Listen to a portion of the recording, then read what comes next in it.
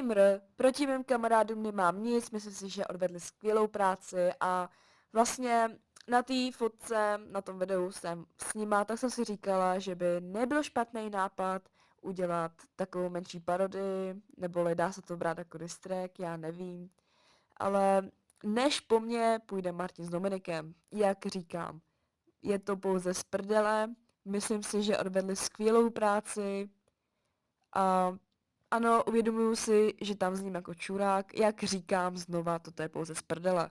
Neberte to vážně, prosím. Anabolic beats. Jo, já a moje bitch, poslali jsme ho pryč, bo brečel jako sny. Vymýšlel si pičoviny, myslíš, že je sny? Nechci ti to kazit, blude, nebudeš fakt nic. Říká všude, že poslala jsem ho do píči.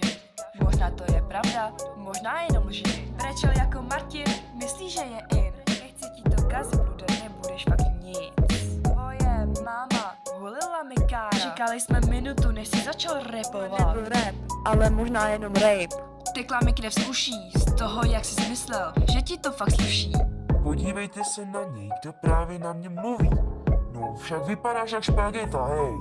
Většího gáča jsem ještě nikdy v životě nemohla najít, hej. Jo, hraješ si na chlapa, ale vlastně nejsi nic.